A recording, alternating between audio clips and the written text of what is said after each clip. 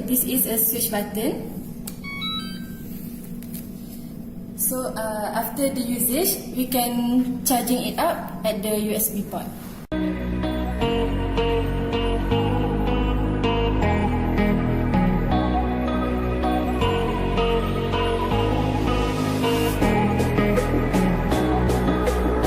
Setting the button to start the hoverboard. Press this button to start the hoverboard until the light is on.